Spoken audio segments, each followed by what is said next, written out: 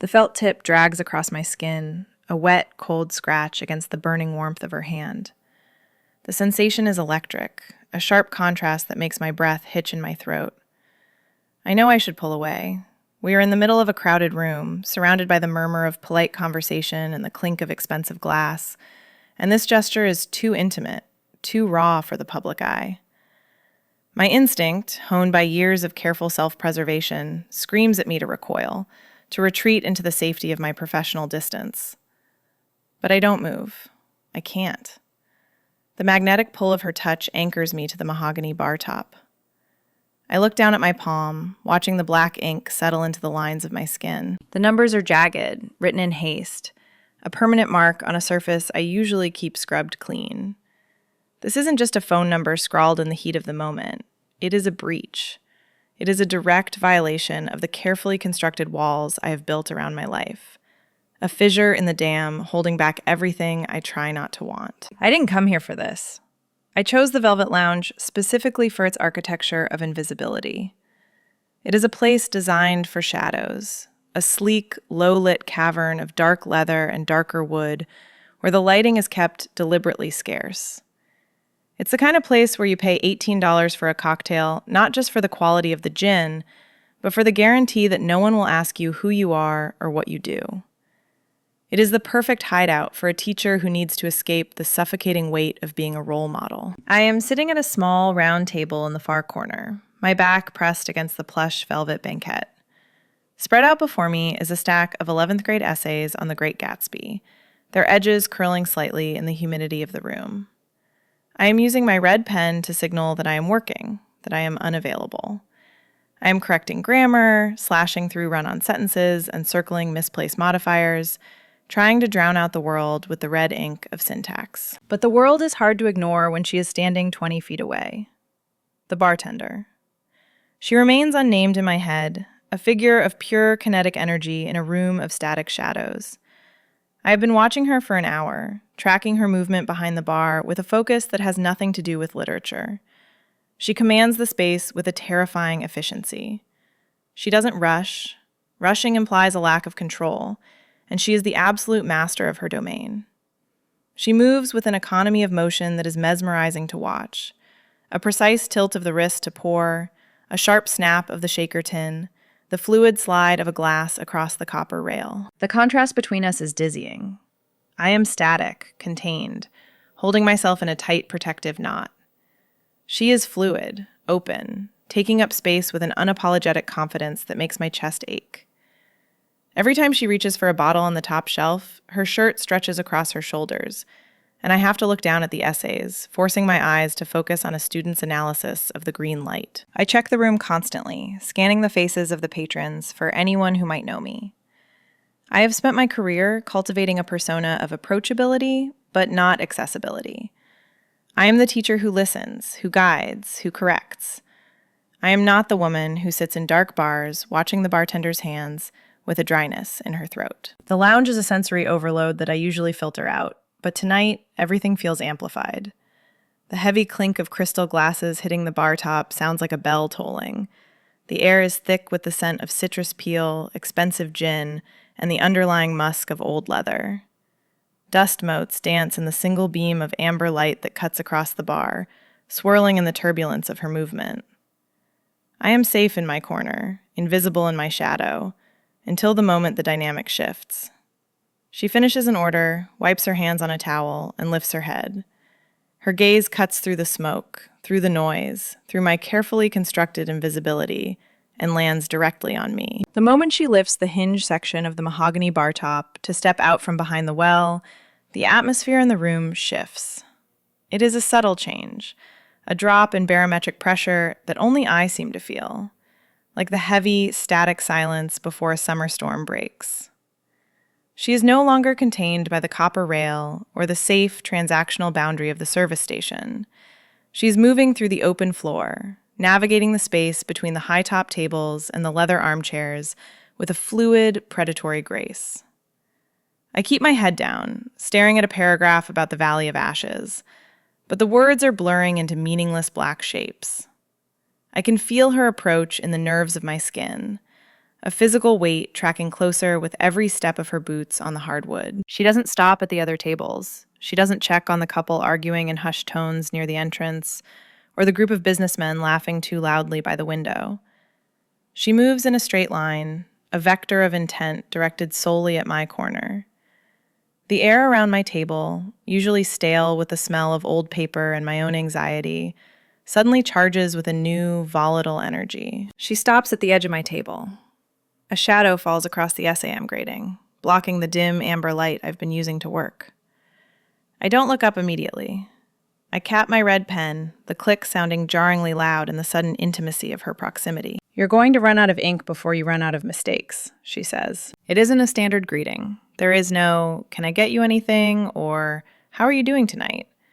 It is an observation, intimate and uninvited, spoken in a voice that is low, husky, and pitched perfectly to slide under the ambient jazz. She isn't speaking to a customer. She is challenging a peer. I finally look up. The distance between us has collapsed to nothing. Up close, the details of her are devastating. The crisp white shirt I admired from afar is unbuttoned at the collar, revealing the hollow of her throat, where a pulse beats a steady, calm rhythm. Her sleeves are rolled up past her elbows, exposing forearms that are defined by the labor of the bar, the muscle tone sharp, the veins faint blue maps under the skin. But it's the scent that hits me hardest. It isn't a floral perfume or anything sweet. She smells of sandalwood, dry and warm, layered with the spicy, medicinal tang of Angostura bitters and the zest of lemons. It is a complex, grounding smell, the scent of someone who works with their hands, and it invades my personal space, dismantling my focus. "They don't grade themselves," I reply. My voice is steady, but it lacks the authority I usually command in the classroom. I try to summon the polite, distant professional who exists above the fray, but it feels thin here. She smirks. It isn't a cruel expression, but it is a knowing one. Her eyes are dark, unflinching, and they hold mine with a terrifying weight. She sees the performance, and she isn't impressed. She is amused. "Relax," she murmurs. "The grammar police don't have jurisdiction in a gin joint." She reaches out for the empty water glass sitting near my elbow. Her movement is slow, deliberate. She doesn't just take the glass. She invades the radius of my control. As her hand closes around the crystal, her knuckles graze the back of my hand. The contact is brief, a mere brush of skin against skin, dampened by the cold condensation of the glass, but it sends a jolt through me that is disproportionate to the action. It is a spike of pure, unadulterated panic, mixed with a sharp, blinding pleasure. I freeze. My instinct is violent and immediate. My eyes dart to the left, scanning the room, my heart hammering against my ribs. Did anyone see? The fear of public discovery is a reflex, a deep-seated anxiety that affection is a weakness, that being touched is a liability. I expect to see eyes on us, judging, clocking the tension, but the room is indifferent. The businessmen are still laughing. The couple is still arguing. We are invisible to everyone but each other. She notices my reaction, the flinch, the darting eyes. The amusement fades from her face, replaced by a darker, more intense curiosity. She doesn't apologize. She doesn't pull back. She simply lifts the glass, the condensation leaving a wet ring on the table, like a seal of approval. "I'll bring you something better," she says, her voice dropping an octave, turning the promise into a threat. She turns and walks back toward the bar, leaving me sitting in the wreckage of my composure, my hand still burning where she touched it. I turn my chair slightly, abandoning the pretense of the essays entirely. I need to see what she is doing. Behind the bar, she is engaged in a ritual that looks less like bartending and more like high-stakes alchemy. She doesn't reach for the speed rail where the cheap vodka lives. She pulls a bottle from the top shelf, the amber liquid catching the low light as she tilts it. There is no hesitation in her hands, no measuring with jiggers to ensure the corporate standard is met. She pours by feel, trusting the weight of the bottle and the rhythm of her own counting. I watch her strike a match, the sudden flare of sulfur bright and brief in the gloom. She holds a piece of cedar over the flame, capturing the smoke inside an overturned, heavy-bottomed glass. It is a piece of theater, performed for an audience of one, and I am captivated by the precision of it. She stirs the mixture, rye, I think, and something dark and viscous, with a long silver spoon, the metal clicking against the crystal in a hypnotic, steady beat. It is a lesson in chemistry, a demonstration of how volatile elements can be bound together if the hand controlling them is steady enough. I turn my chair slightly, abandoning the pretense of the essays entirely. I need to see what she is doing. Behind the bar, she is engaged in a ritual that looks less like bartending and more like high-stakes alchemy. She doesn't reach for the speed rail where the cheap vodka lives. She pulls a bottle from the top shelf, the amber liquid catching the low light as she tilts it. There is no hesitation in her hands, no measuring with jiggers to ensure the corporate standard is met. She pours by feel, trusting the weight of the bottle and the rhythm of her own counting. I watch her strike a match, the sudden flare of sulfur bright and brief in the gloom. She holds a piece of cedar over the flame, capturing the smoke inside an overturned, heavy-bottomed glass.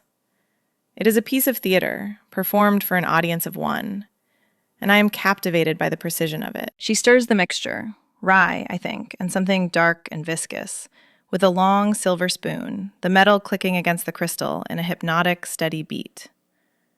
It is a lesson in chemistry, a demonstration of how volatile elements can be bound together if the hand controlling them is steady enough. She returns to my table, carrying the drink like it is a holy relic.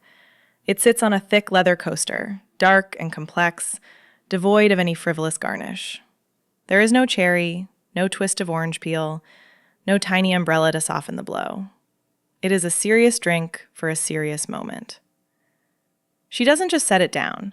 She leans over the table to place it near my hand, and the intrusion into my space is deliberate. The proximity forces me to inhale. The scent of her mixes with the wood smoke drifting from the glass. It is a sensory assault that scrambles my brain. "Try it," she commands softly. It isn't a suggestion. I lift the glass. The heavy crystal is cool against my fingertips, grounding me. I take a sip. The taste is a revelation. Smoky, bitter, with a deep undercurrent of walnut and spice. It burns on the way down, a clean, sharp heat that settles in my stomach and radiates outward to my limbs. It forces me out of my head, away from the intellectual safety of literary analysis, and slams me back into my body. I feel the weight of my legs against the chair, the tightness of my blazer across my shoulders, the rapid thrum of my pulse. "It's precise," I manage to say, the smoke lingering on my tongue. "You like precision," she counters, leaning her hip against the edge of my table. She gestures to the stack of papers. "You like correcting things. You like taking something messy and making it follow the rules." "I'm a teacher," I defend, though the argument feels weak even to my own ears. "My job is to help them improve, to show them where they went wrong." "Is it?" She tilts her head, her eyes scanning my face with that unnerving surgical focus. "Or is it just about control? You take the chaotic thoughts of teenagers and force them into 5-paragraph structures. You edit the world until it makes sense to you." She pauses, her gaze dropping to my lips for a fraction of a second before snapping back to my eyes. "You can't edit this. Chemistry doesn't care about your grammar." She pushes off the table and walks away before I can formulate a rebuttal. The lounge begins to empty out. The businessmen have paid their tab. The arguing couple is left. The thinning of the crowd should make me feel safer. But tonight, the absence of other bodies only serves to amplify the intimacy. There is no longer a buffer of noise to hide behind. I try to go back to the essays. I pick up the red pen, hovering over a misspelled word. But the ink feels permanent and judgmental now. I can't focus. I can feel the weight of her attention from across the room. It is a physical sensation, like a hand resting on the back of my neck, warm and heavy. I glance up, peering through the gloom. She is standing at the service well, wiping down the copper rail, but she isn't looking at her work. She is looking directly at me. Her expression is unreadable, a mask of professional calm, but her eyes are dark and unflinching. She knows she has disrupted my orbit. She knows that the chemistry she mixed in the glass is now running through my veins, and she is waiting to see what the reaction will be. She doesn't stay behind the safety of the bar. That copper rail is a boundary she seems determined to test. And she crosses it again, ostensibly to clear a table near the window. But the table is empty, save for a single napkin, and we both know the efficiency of her movement is a lie. She is orbiting. She is closing the distance, shrinking the world down until it consists only of the 3 feet of dark wood floor separating my chair from her boots. She pauses near my shoulder. She doesn't speak immediately, and she doesn't touch me. But the invasion of my personal radius is absolute. The air around me, usually cool and conditioned, suddenly thickens. It charges with static, heavy with the weight of unsaid things and the undeniable heat radiating from her body. I can feel her presence like a physical pressure against my side, a magnetic field that makes the hair on my arms stand up. I stop writing. The red pen hovers over a sentence fragment, the ink bleeding slightly into the cheap paper, marking the exact moment my concentration shattered. "You have a focus that is terrifying," she says. Her voice is low, pitched for my ears only, a vibration that hums through the space between us. "I've dropped 3 glasses in the well trying to get you to look up again, and you haven't even blinked." It is a compliment, but it lands like a caress. It feels intimate, too knowing, as if she has reached past the blazer and the papers and touched the skin beneath. I freeze. My heart hammers a frantic, violent rhythm against my ribs. It isn't the thrill of the flirtation that stops me. It is the sudden, blinding spotlight of exposure. My eyes dart instinctively toward the entrance. A couple has just walked in, shaking the rain from their coats. They are laughing, careless and loud, taking up space in a way I have never allowed myself to do. They don't look at us. They are absorbed in their own world. But the fear is a reflex, a conditioned response honed by years of careful navigation. To be seen like this, frozen in a moment of charged intimacy with a woman I don't know, a woman who looks like trouble and smells like sandalwood, feels dangerous. It feels like a breach of the contract I signed when I became a public figure in a small community. I physically recoil. It is a small movement, a subtle shift of my weight away from her. But in the quiet language of the bar, it is a scream. I reach up and adjust my blazer, pulling the lapels tighter across my chest, buttoning the single button that holds the fabric together. It is a defensive maneuver, a frantic attempt to rebuild the walls she has so effortlessly scaled. I am reassembling the armor, piece by piece, trying to disappear back into the safety of the teacher persona. She sees it.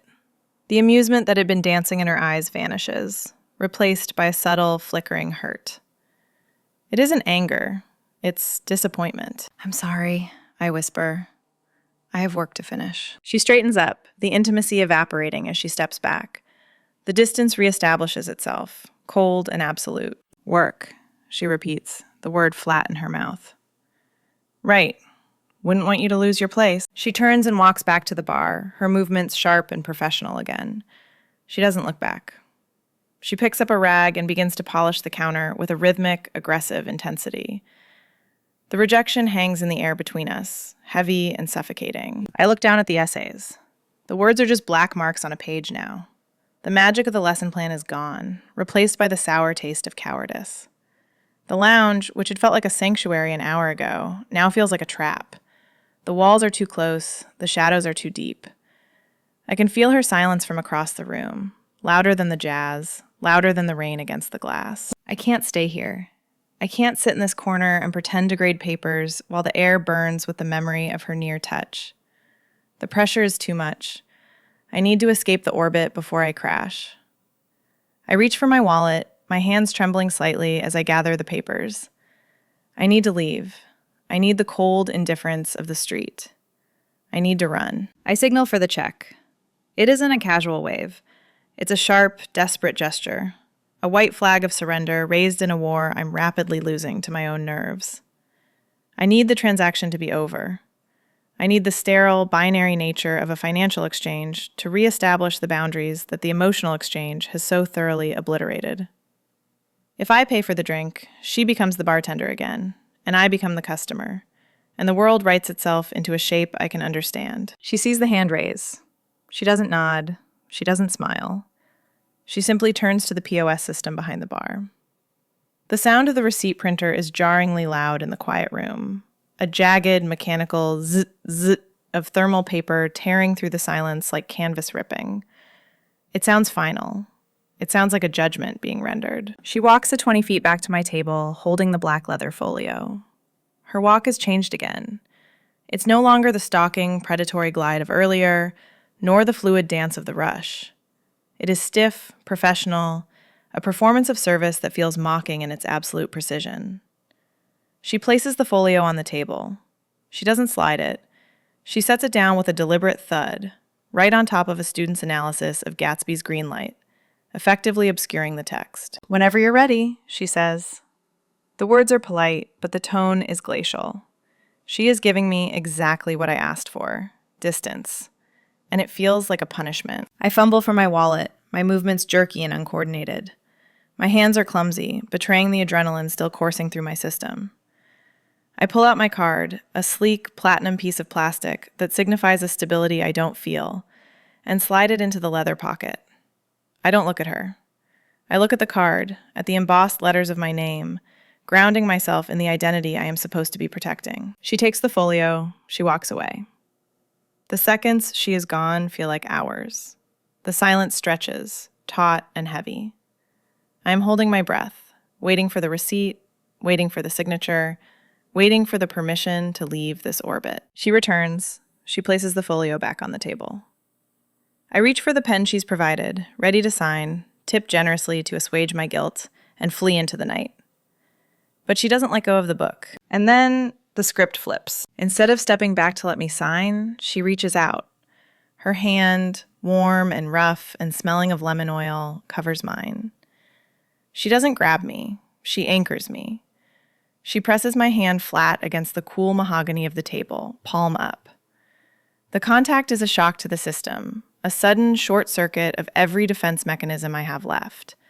I freeze. I am too stunned to pull away, too captivated by the sheer audacity of the touch to retreat. She reaches into her apron pocket with her free hand. She pulls out a thick, black, permanent marker. She doesn't use her other hand to take the cap off. She brings it to her mouth. Her eyes lock onto mine, dark and challenging, as she bites down on the cap and pulls. It is a sharp, feral gesture, a flash of white teeth and determination that sends a shiver straight down my spine. It is the most honest thing I have seen all night. She holds my hand steady with her left, her fingers curling around my wrist, checking my pulse, which is currently trying to beat its way out of my skin. With her right, she brings the marker to my palm. The sensation is visceral. The felt tip is cold and wet, dragging across the sensitive skin of my palm with a scratchy, deliberate friction. She writes quickly, but firmly. I watch the ink bleed slightly into the lifelines of my hand. A 4, a 1, a 5. The numbers are jagged, hurried, black slashes against the pale skin. It feels like branding. It feels like she is carving her name into the architecture of my life. The smell of the solvent hits me, sharp and chemical, mixing with her sandalwood scent. She finishes the sequence. She caps the marker with a sharp snap. She doesn't let go of my hand immediately. She looks down at her work, inspecting the digits, ensuring they are legible, ensuring they are permanent. Then she looks up. Her face is inches from mine. The hurt is gone from her eyes, replaced by a challenge that burns. "Grade this," she whispers. The words are hot against my ear. She releases my wrist.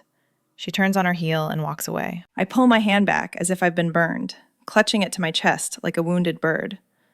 The movement is sharp, a jagged reflex of self-preservation that arrives seconds too late.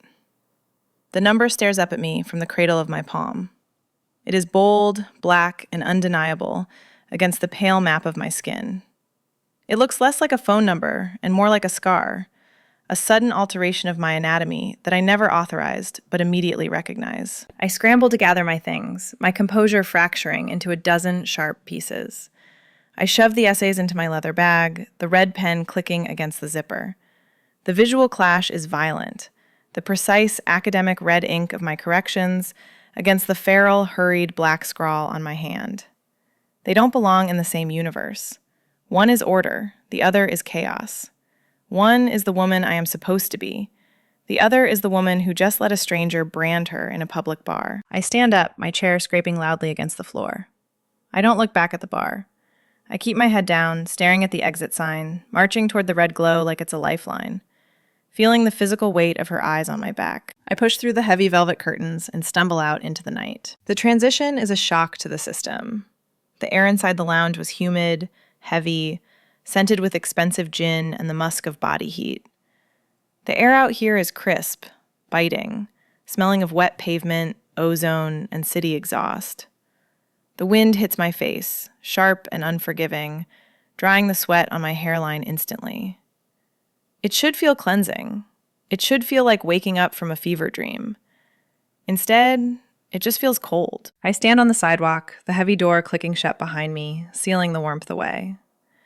The street is relatively empty, just a few taxis blurring by and streaks of yellow light, and the distant rumble of the subway beneath the grate. This is the public world I was so desperate to protect. This is the safe zone, where I am a teacher, a citizen, a person who pays taxes and goes to bed at a reasonable hour. But standing here, under the harsh, clinical glare of the halogen street lamp, the safety feels hollow. It feels lonely. I lift my hand again, unable to stop myself. The street lamp casts a sickly orange glow over my skin, but the ink is blacker than the night surrounding me. It's drying now, settling into the creases of my palm, becoming part of the topography of my hand. I trace the shape of the 4 with my thumb. It's rough. It's real. It isn't a hallucination induced by the cedar smoke and the jazz. The internal conflict peaks here, on the concrete. I could hail a cab. I could go home to my quiet, organized apartment. I could scrub my hand with heavy-duty kitchen soap until the skin is raw and red, washing the number down the drain, along with the memory of her eyes. I could wake up tomorrow, put on a fresh blazer, and be the person I was yesterday. That is the safe choice. That is the smart choice. That is the choice that keeps the walls standing. But the thought of that safety makes my stomach turn. It tastes like ash. It tastes like a life lived in monochrome, when I have just seen color for the first time in years. I reach up to adjust my scarf to block out the wind. My hand grasps at empty air. My neck is bare. I freeze. My scarf. I left it draped over the back of the chair in the corner. I pause. The scarf is an excuse. It is a flimsy, transparent justification to go back inside. And right now, it is the most valuable thing I own. I turn back toward the heavy wooden door. I am not going back for the cashmere. I am going back for the author of the number on my hand. I don't reach for the brass handle of the door. Instead, I step back, retreating into the recessed shadow of the brick archway, pressing my spine against the rough, cold stone. I become part of the architecture of the street, a silent observer waiting for the final act. I watch through the heavy glass pane as the lights inside the velvet lounge flicker and die, one by one. The amber glow that had bathed the room in gold is extinguished, replaced by the gray, ghostly illumination of the security lights. The closed sign is flipped in the window, a small plastic barrier that officially separates the public world from the private one. I wait. The cold seeps through the soles of my boots, numbing my toes, but the number on my palm still feels hot, a point of friction that keeps my blood moving. 5 minutes pass, then 10. Finally, the heavy wooden door groans inward. She emerges. The transformation is immediate and disarming. The bartender, the architect of the room, the woman in the crisp white shirt and the severe black vest, is gone. In her place is a woman bracing herself against the winter wind. She is wearing a long, heavy wool coat in a dark charcoal gray that softens the sharp, commanding edges of her silhouette. She has unwound the scarf from her neck, letting it hang loose, and her hair, usually pinned back in that terrifyingly perfect style, is slightly mussed, strands escaping to whip across her cheek in the breeze. She looks tired. She looks human. She looks beautiful in a way that hurts to look at directly. She turns to lock the door, the keys jingling in the silence of the street. It is a domestic sound, jarringly normal after the high-stakes theater of the bar. She tests the handle, satisfies herself that the fortress is secure, and then turns around. She sees me immediately. She doesn't jump. She doesn't gasp or clutch her chest. There is no performance of surprise. Her eyes find me in the shadows with the same unerring accuracy she used to slide a drink across the bar. It is a steady, knowing validation. She knew I hadn't left. She knew the pull was too strong to be severed by a simple walk to the door. She walks toward me, closing the distance between the entrance and my hiding spot. In her hand, clutched tight against the cold, is a bundle of gray cashmere. "You forgot this," she says.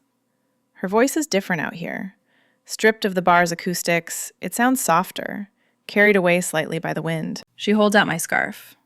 I reach for it, and for a second, our hands are tangled in the wool.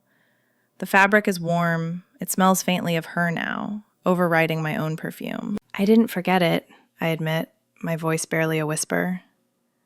"I left it." "I know," she says. "It was a good anchor." "I ran," I say. "I got scared. Inside, with the lights and the people, it felt like too much. I spend my whole life making sure no one sees me. And when you wrote on me, it felt like a spotlight." She listens without interrupting. She understands the weight of a persona. She wears one every night behind the bar. She knows the exhaustion of being a symbol instead of a person. She takes a step closer. She encroaches on the public space of the sidewalk, moving into my personal radius until I can feel the heat radiating from her coat. She is testing my boundaries again, but this time, there is no audience. "Look around," she says, gesturing to the deserted street with a nod of her head. The city is asleep. The windows of the brownstones above us are dark. The traffic has thinned to nothing. The critics have gone home. The audience is gone. There is no one here to grade you. She steps in even closer until the toes of her boots brush against mine. The wind whips her hair across her face, but she doesn't brush it away. She just holds my gaze, demanding I acknowledge the reality of the moment. "The street is empty," she whispers, her breath clouding in the freezing air between us. "It's just physics now. No politics, no protocol, just us." The logic fights my anxiety, dismantling the fear brick by brick. She is right. The public eye has blinked shut. We are standing in the wings of the city, unseen and unrecorded. "I'm still scared," I admit. "Good," she replies, a ghost of that earlier smirk returning to her lips. "Fear keeps you sharp." She doesn't take my hand again. She doesn't need to. She simply tilts her head toward the side of the building, indicating a sliver of space where the Victorian architecture folds in on itself. It is a recessed service entrance, a deep archway shielded by the heavy stone pilasters of the facade. It is a shadow within a shadow, a space that doesn't exist on the map of the brightly lit public street. It is a compromise between the exposure I fear and the connection I crave. We move into the alcove. The transition is stark. One moment we are standing in the biting wind of the open sidewalk, exposed to the street lamps and the passing taxis. The next, we are enveloped in a stillness that feels almost ecclesiastical. The wind dies instantly, cut off by the heavy masonry. The darkness here is absolute, a thick, velvety black that erases the world beyond the archway. The close sign, the essays, the red pen, the expectations of the school board, they all vanish in the gloom. My shoulders drop. The tension that has been holding my spine in a rigid line since I graded the first essay finally snaps. I let out a breath I didn't realize I was holding, the white plume of it visible for a split second before it is swallowed by the shadows. She backs me up. It isn't aggressive, but it is decisive. She crowds me until my shoulder blades hit the rough, cold surface of the brickwork. The texture is gritty against the fine wool of my coat, a sharp, abrasive reminder of the world's hardness. But it is immediately forgotten because she is there. She places herself directly in front of me, a wall of heat blocking out the cold, blocking out the city, blocking out everything that isn't her. She places a hand on the brick wall next to my head. The heavy wool of her sleeve brushes against my shoulder, the friction creating a static charge that I can feel in my teeth. We are closer now than we were at the table. We are inside the radius of the atom, occupying a space so small that we are breathing the same air. I look up at her. In this proximity, even in the dark, the details are overwhelming. I can see the faint, pale scar on her chin. I can see the way the cold has flushed her high cheekbones a dark rose.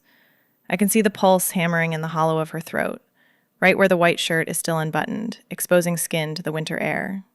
It is beating fast, frantic even. It is the only betrayal of her composure. It tells me that beneath the sandalwood and the swagger, she is terrified too. She is just better at hiding it. She doesn't kiss me. Not yet.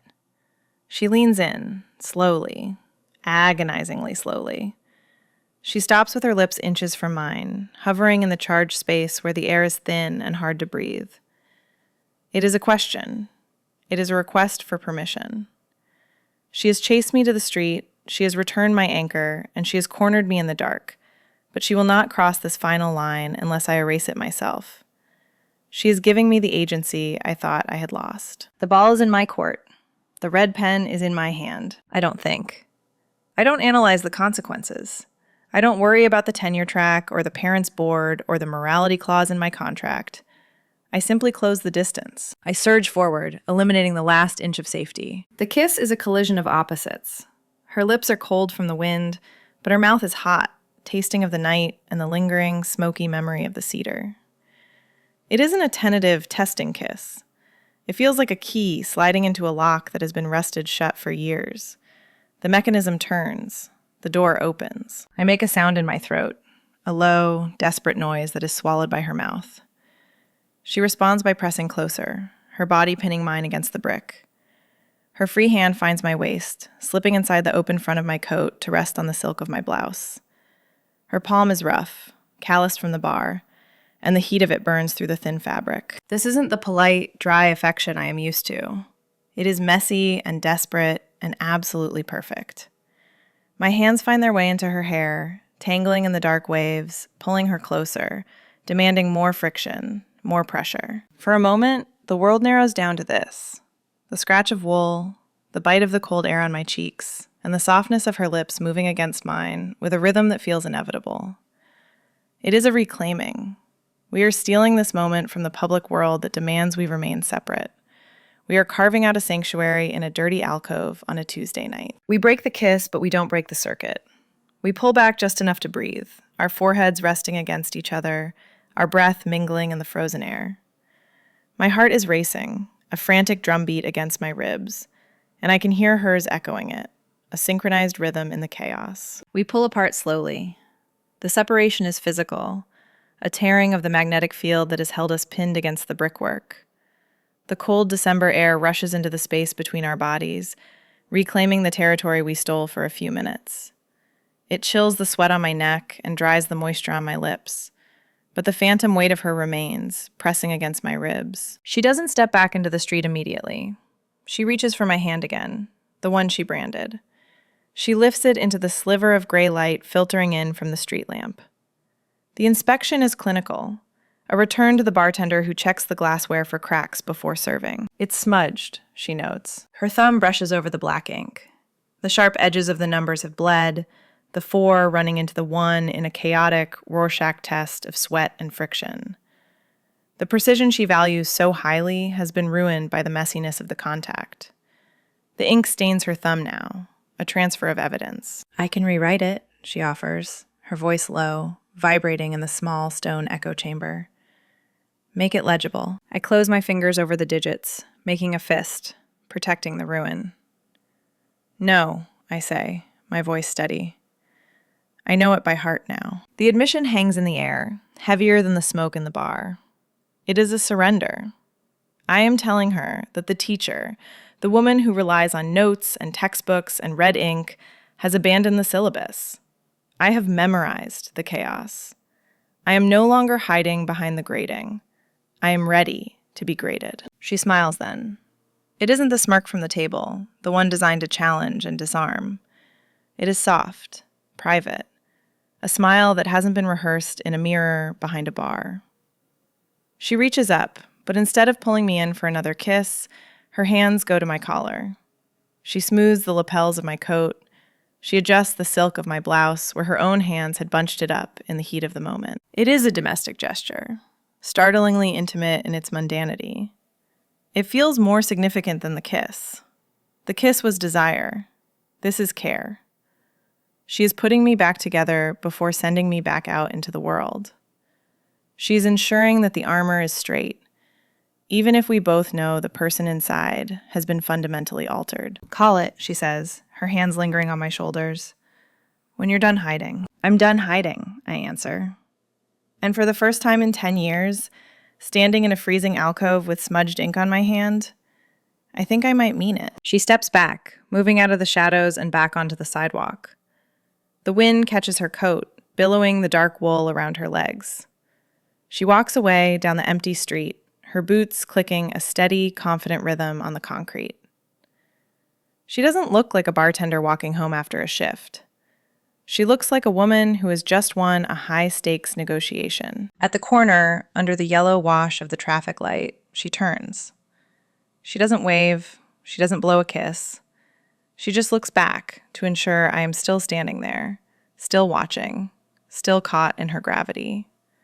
Then she disappears around the bend. I look down at my hand one last time. The ink is a black bruise against my palm, ugly and smeared and absolutely permanent. It is the only evidence that this wasn't a dream induced by jazz and cedar smoke. It is a map, and for the first time, I am going to follow it without knowing where it leads. The street is quiet again, but the silence feels different now. It isn't the lonely, hollow silence of a teacher walking home alone. It is charged, vibrating with potential rather than isolation. I press my palm flat against the center of my chest, feeling the ink burn through the layers of wool and silk, branding the skin beneath.